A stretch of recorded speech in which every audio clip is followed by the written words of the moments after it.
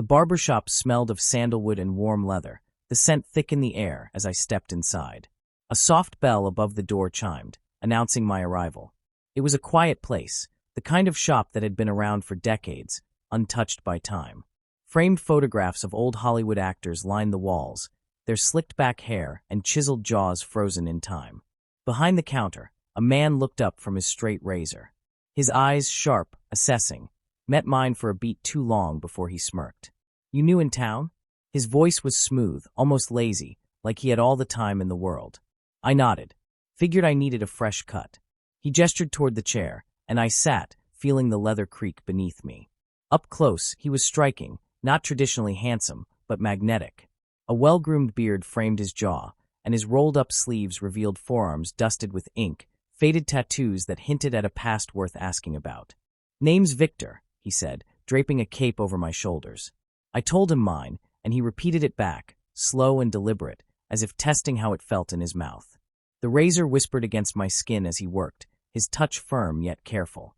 There was something different about the way he held himself, the way his fingers lingered, just a second longer than necessary.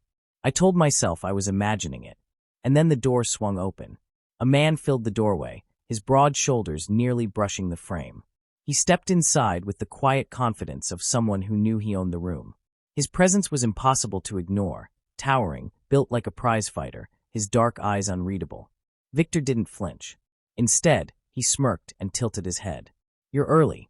The man, silent, watching, leaned against the counter without a word. I could feel his gaze on me in the mirror, measuring, assessing. The air in the shop shifted, thick with something unspoken. Victor ran a hand through my hair, inspecting his work. "You should come by after hours," he said, low enough that only I could hear. "That's when the real stories get told." My pulse skipped, though I wasn't sure if it was intrigue or warning. The muscle-bound man's reflection loomed in the glass, unreadable as ever. Something told me that whatever I had just stepped into, it was deeper than a haircut. The blade slid against my skin one final time. "All done," Victor murmured. But as he pulled away, his fingers brushed the back of my neck, lingering for just a fraction of a second too long. A mistake, maybe. Or maybe not. I met his gaze in the mirror. He was still smirking, but his eyes told a different story. And behind us, his friend was still watching. The invitation lingered in my mind all day. "You should come by after hours." It wasn't just the words, it was the way Victor had said them, low and deliberate, like a secret folded into a whisper. By the time I returned to the barbershop that evening, the neon closed sign buzzed faintly in the window, but the door was unlocked. Inside, the shop was different at night. The sharp scent of aftershave was dulled by something softer. Whiskey, maybe, or the ghost of a lingering cigarette. The overhead fluorescents were off, leaving only a dim glow from a single lamp near the counter. Victor leaned against the chair where he had cut my hair hours before, one hand wrapped around a tumbler of something dark. He glanced up, his smirk returning. "Didn't think you'd show." I stepped inside, heart hammering. Neither did I. A chuckle rumbled in his throat. "So, what brought you back?" I hesitated, searching for the right answer, but the truth sat heavy in my chest. "You." Before I could respond, the sound of a glass clinking against wood cut through the quiet. In the corner, half shrouded in shadow, his friend, the muscle-bound man from earlier, watched from behind another drink. I swallowed. Didn't realize I'd be interrupting. Victor shrugged, setting his glass down. "You're not." But his friend's silence made me wonder if that was true. The man, stone-faced, unreadable, tilted his glass toward me, then took a slow sip. He hadn't spoken a word, yet his presence filled the room like a storm cloud. Victor ignored the tension, rolling his sleeves up as he stepped closer. "You ever hear the saying that a barber is more than just a barber?" His fingers ghosted over my shoulder as he walked past, moving to pour another drink. "We hear confessions. We hold secrets." He glanced at me over his shoulder. "We learn things about people they wouldn't dare say out loud." The weight of his words settled between us. I should have walked away then. Should have seen the warning in the way his friend's grip tightened around his glass. But I stayed. "You trying to tell me something?" I asked. Victor's smirk deepened. "Maybe." The air in the shop thickened. And then, for the first time, the other man spoke. "You sure you want to be here?" His voice was deep, rough, like gravel underfoot. The question hung in the air. It wasn't just about the shop, or Victor, or the way he had looked at me in the mirror. It was something else, something heavier, something with consequences. Victor met my eyes, waiting. I took a breath. And then, against every instinct, against every unspoken warning in the room, I said, yes. The whiskey burned going down, but I barely noticed. The air between us was electric, heavy with everything unsaid. Victor's eyes never left mine, and I could feel the weight of his friend's gaze, measuring, calculating. You always this reckless? Victor murmured, leaning closer. Maybe. My voice was steady, but my pulse was a riot. A slow smirk tugged at his lips. I like that.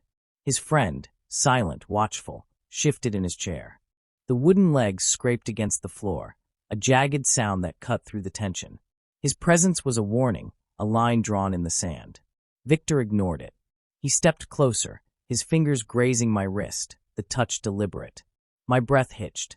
Then, low and smooth, he said, "You ever hear the story about the barber and the man who trusted him too much?"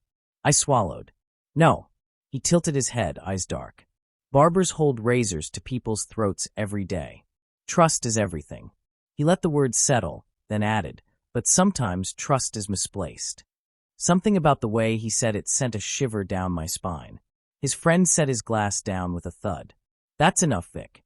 Victor chuckled, but didn't move away. Relax, Theo. So that was his name. Theo.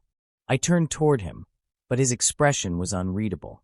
The flickering light cast sharp shadows over his face, and for the first time, I wondered what exactly I had stepped into.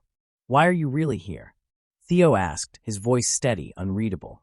The question hit harder than it should have. Victor leaned in, his voice low. Maybe he's just looking for something he shouldn't have. Theo's jaw tightened. He pushed his chair back and stood. The air in the room shifted, the undercurrent of something darker pulling at the edges. I should have left. Right then, right there. But Victor's fingers curled around my wrist, and my body betrayed me. You're playing with fire, Theo warned, voice like gravel. Victor only grinned. Maybe he likes the heat. Theo exhaled sharply and shook his head. Without another word, he grabbed his jacket and strode toward the door. The bell above it jingled softly as he stepped outside, leaving us alone. Victor watched him go, then turned back to me, his smirk softening into something else, something unreadable. You should be careful around him, he murmured. I frowned. I thought he was your friend. Victor's eyes darkened. He is. A pause. But that doesn't mean he wants what's best for me.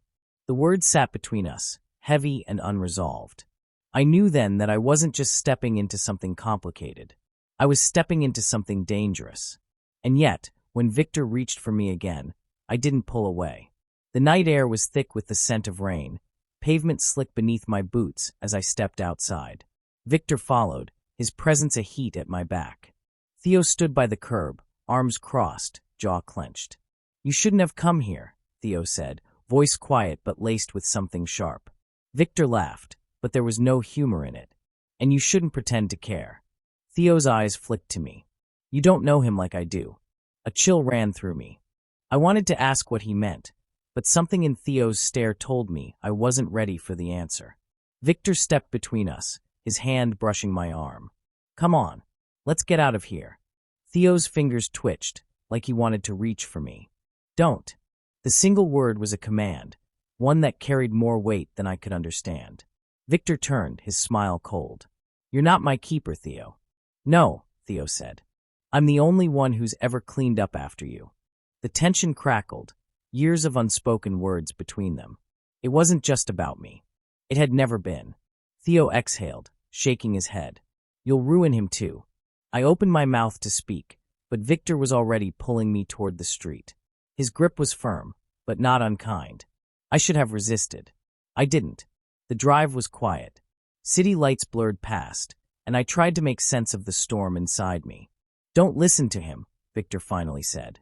I turned, searching his face. He seemed like he was telling the truth.